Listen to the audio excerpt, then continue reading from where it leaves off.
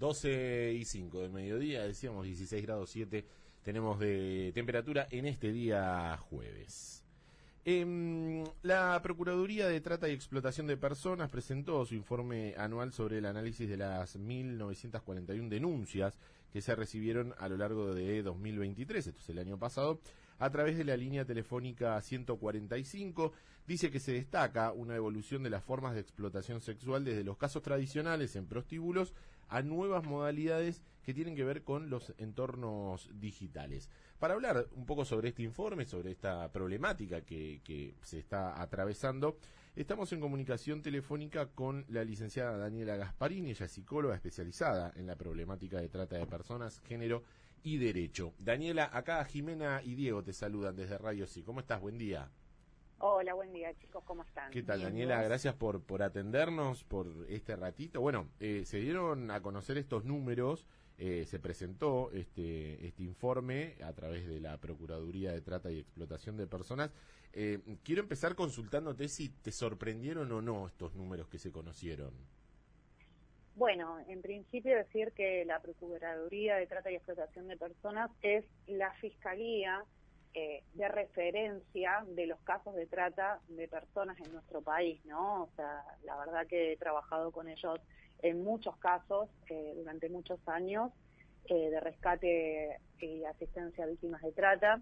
Y bueno, lo que hacen justamente es una evaluación de la cantidad de denuncias que ingresan a través de la línea 145, que es la línea nacional, anónima, gratuita, ¿sí? Que funciona desde el año 2012, ¿sí? Y que da cuenta de los casos, ¿sí? Que se pueden llegar a desarrollar o investigar en nuestro país en relación a las denuncias que impactan esta línea, ¿no? Es una línea de alcance nacional y donde pueden llamar desde víctimas a cualquier persona que esté ante la presencia de algún caso que sospeche mínimamente que es trata, ¿no?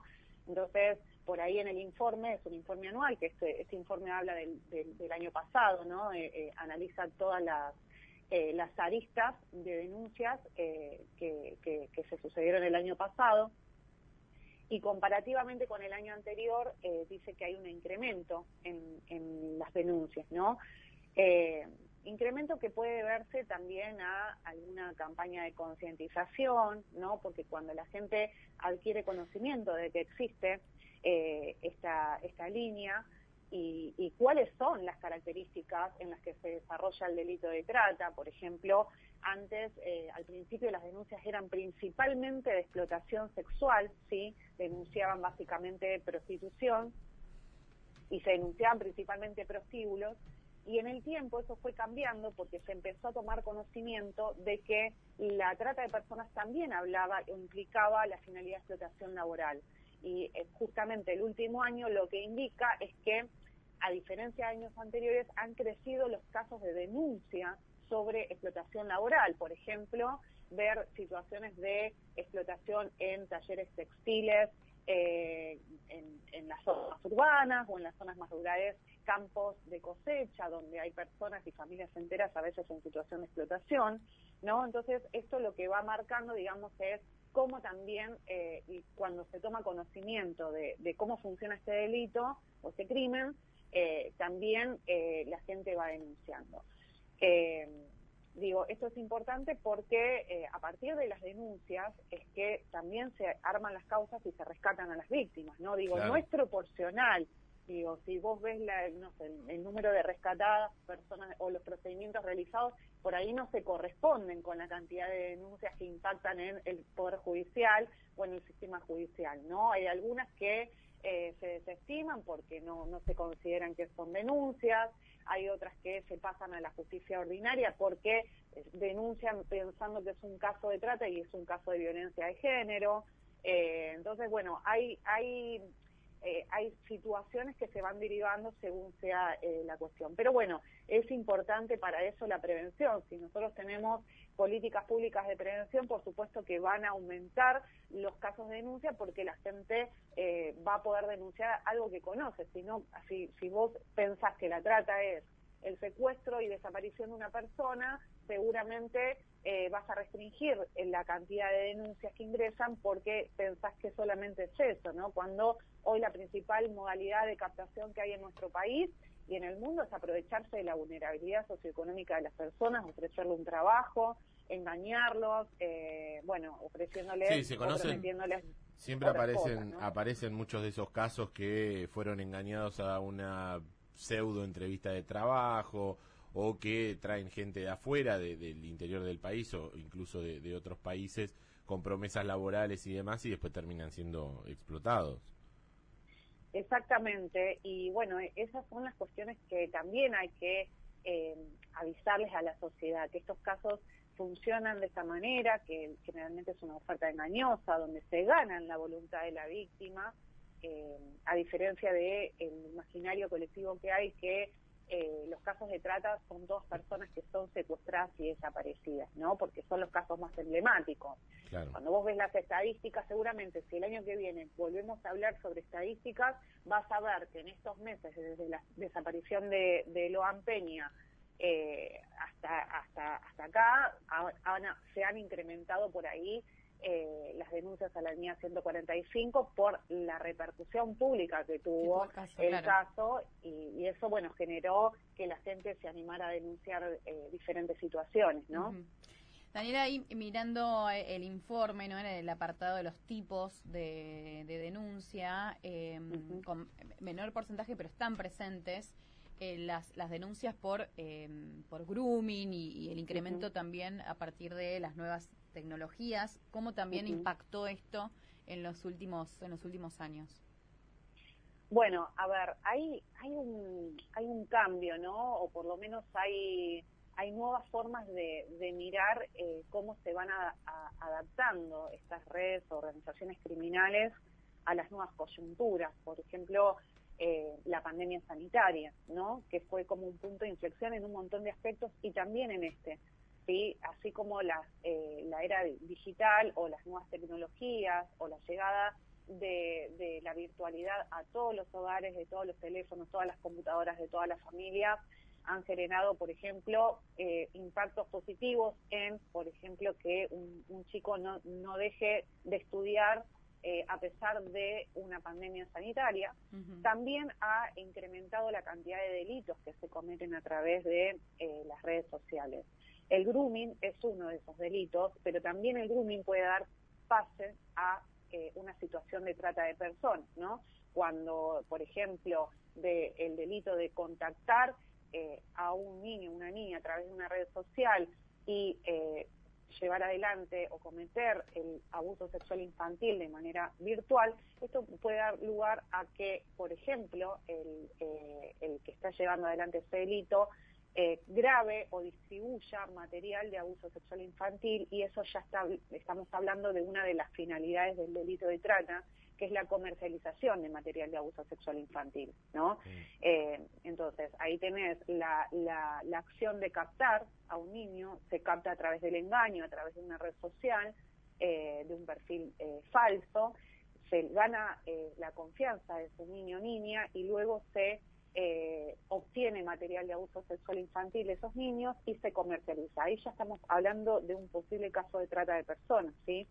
Entonces, digo, cómo esto se profundizó a partir de la pandemia sanitaria, así como también se profundizó la explotación sexual de todo tipo de personas, todas las edades, a través de la virtualidad, ¿sí? Claro. Hoy tenemos un montón de plataformas virtuales de donde no solamente se produce material de abuso y violencia sexual, sino también donde se genera explotación sexual directa, que por ser virtual no es menos real, ¿sí? Porque generalmente quien está del otro lado y está poniendo dinero para obtener ese tipo de material, está pidiéndole seguramente y subiendo el nivel de puesta de dinero a partir de que le pide o exige a la persona que está en situación de explotación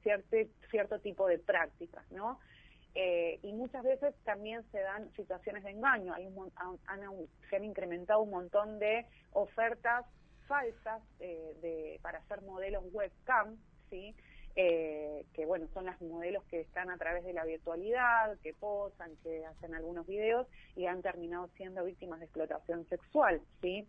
Y por eso, estas estadísticas nos muestran cómo se ha trasladado la concepción del prostíbulo, como se conoce comúnmente, que el prostíbulo, bueno, como prostíbulo no existe más hace mucho tiempo, pero sí están los prostíbulos disfrazados, ¿no? Disfrazados de bares, de pool, de lugares donde se consume bebidas alcohólicas, incluso de casas de masaje. Bueno, como esto de lo público se ha llevado a lo privado y se han transformado en departamentos que puertas afuera parece un departamento común y corriente y puertas adentro funciona un prostíbulo, ya sea con llegada de clientes prostituyentes a los lugares de la explotación y acceso físico y presencial, o desde donde se graban y se llevan adelante situaciones de prostitución ajena o explotación sexual de personas a través de la producción de material audiovisual.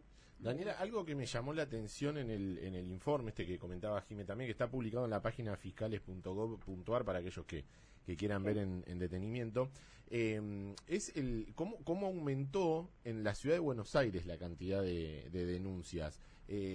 ¿Hay algo en particular para destacar esto? ¿Es normal que suceda? Digo, me llamó la atención porque fue alto el porcentaje de un año al otro. Mira, a veces tiene que ver con campañas de prevención o con acceso a la información. Realmente, lamentablemente, en el interior del país llega muy tarde o no llega la información muchas veces, salvo que haya medios nacionales que justamente, por ejemplo, lo del caso de Loan, que hizo que los medios nacionales se focalicen en las realidades provinciales. A veces parece que las provincias no tuviesen casos de trata, o tiene que ver con la conducta también de quienes conducen o quienes llevan adelante determinadas campañas de prevención y quienes dicen que en su provincia no hay trata. Y después tiene que ver con, obviamente, la campaña de difusión y por ahí la densidad o la cantidad de casos que hay o que se visualizan. Nosotros en la ciudad de Buenos Aires, por ejemplo, tenemos un montón de casos de personas en situación de calle, ¿no? Que es una realidad que lamentablemente se va extendiendo a todo el país, pero se ve más visiblemente en la ciudad de Buenos Aires, ¿no? Y cuando vos ves y observás la conducta o la situación en la que están muchas personas en situación de calle, vas a ver y observar a un montón de adolescentes que están en situaciones por ahí de consumo o en situación de prostitución en calle, ¿no? Esto se observa, es más visible, ¿sí?